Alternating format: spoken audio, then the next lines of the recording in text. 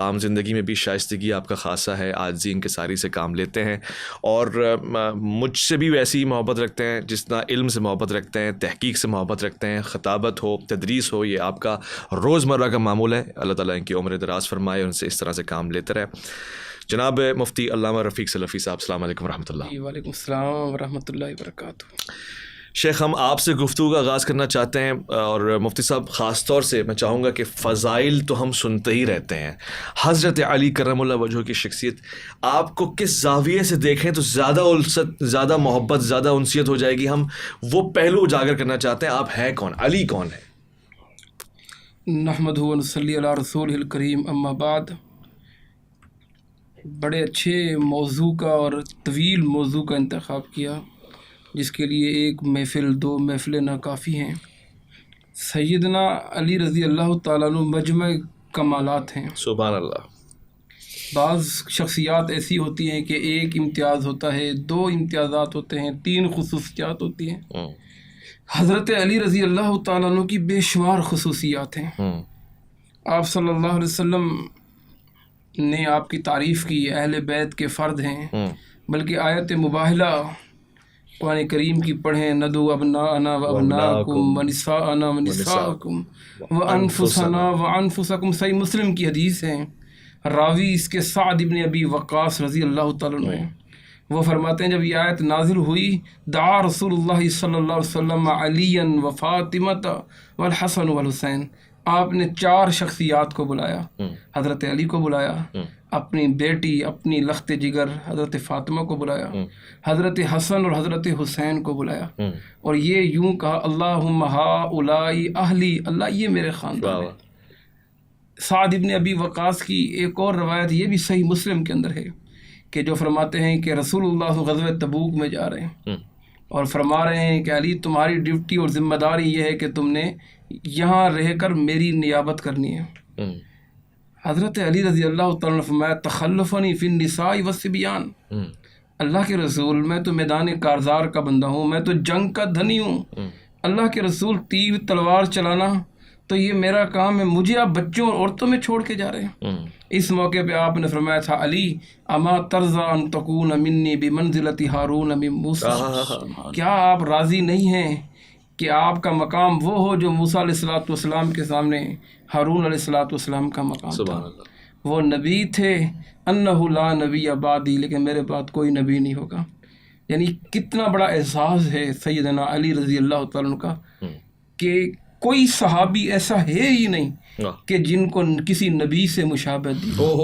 یہ صرف اور صرف سیدنا علی رضی اللہ تعالیٰ عنہ کا اعزاز ہے کہ انہیں فرمایا کہ آپ کی مثال ایسے ہے جیسے جناب ہارون علیہ الصلوۃ والسلام کی مثال تھی۔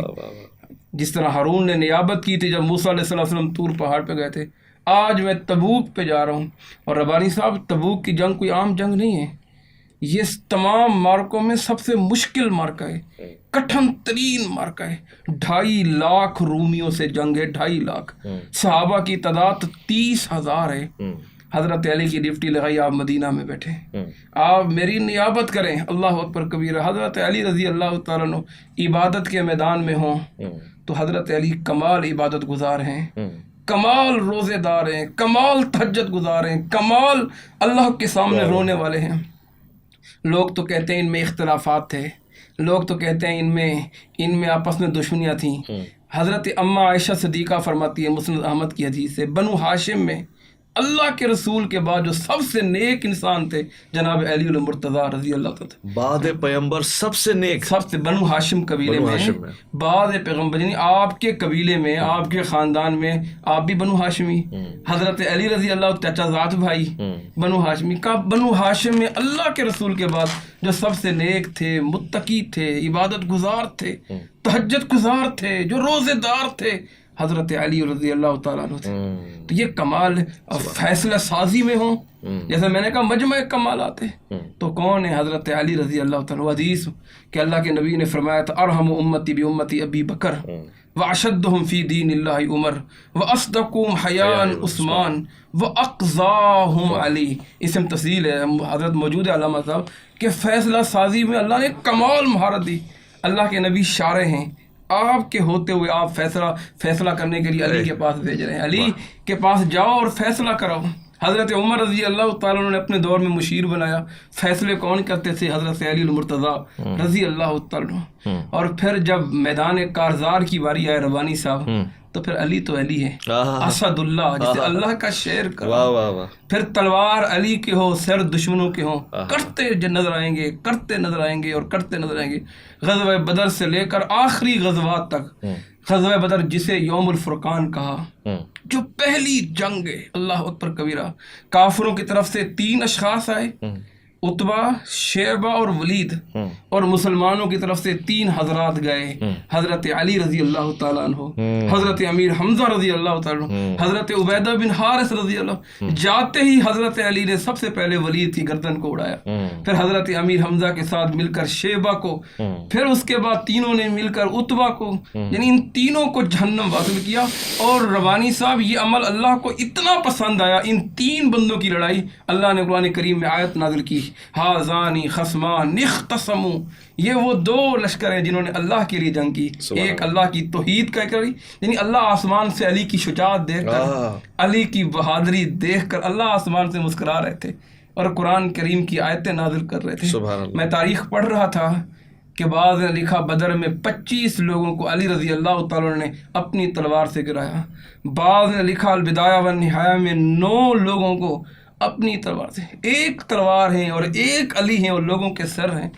احد کے اندر حضرت علی رضی اللہ تعالیٰ آگے 7 لوگوں کو اپنی تلوار سے، کیا کہنے حضرت علی کے۔ جب مصعب بن عمیر رضی اللہ تعالیٰ شہید ہو گئے، علم اس کے ہاتھ میں تھا، وہ علم کس نے لیا؟ کس کے ہاتھ؟ حضرت علی پکڑتے کہ علم نیچے نہیں جائے گا۔ اس موقع پہ 7 لوگوں کو حضرت علی رضی اللہ تعالیٰ عنہ۔ پھر خیبر کا واقعہ کون نہیں جانتا، سبحان اللہ، غزوہ خیبر کا پڑھیں، یقین کریں، روٹے، دروازہ بہت چھوٹا ہے خیبر کا جو اکھاڑ کے پھینکا، رونٹے کھڑے ہو جاتے ہیں۔ 11 قلعے فتح ہو گئے، چھوٹا دروازہ جب بڑا میں بتاتا ہوں، جسے 40 لوگ بھی نہیں اٹھا سکے، اسے اکیلے علی نے اٹھا کے پھینک دیا، اللہ اکبر کبیرہ۔ تو بات یہ ہے کہ اللہ کے رسول صلی اللہ علیہ وسلم کیا فرمایا، صحابہ کوشش کرتے رہے، فتح نہیں ہو رہا، شام ہو گئی، دن رات میں نے اتنی محنت کی، کہنے لگے لآتین ھذہ الرایہ غدا، کل میں جھنڈا اسے دوں گا یفتح اللہ بھی، جس کے ہاتھ میں اللہ فتح دیں گے، بے شک، اور یحب اللہ ورسولہ ویحبہ اللہ ورسول، سبحان اللہ، کہ وہ بھی اللہ کا محبوب، اللہ کے رسول کا محبوب ہے، اللہ اور اس کے رسول اس کے محبوب ہیں۔ اب پوری رات صحابہ اضطراب کی کیفیت میں ہیں، بھلا کون خوش نصیب ہوگا جس کو یہ جھنڈا ملے گا، سوچ رہے ہیں، بلکہ لوگوں کے دل میں تڑپ اٹھ رہی ہے، کاش کہ یہ ہم ہوں، کاش کہ یہ ہم ہوں۔ حضرت عمر کی ایک روایت ملتی ہے، وہ فرماتے ہیں میرے دل میں کبھی منصب عہدے کی خواہش نہیں ہوئی، کبھی میں نے نہیں چاہا، لیکن یہ پہلا موقع تھا، میں نے کہا خطاب کے بیٹے تیرا نام آج ہونا چاہیے۔ اللہ کے نبی پوچھیں آئینہ عمر، عمر کہاں ہے؟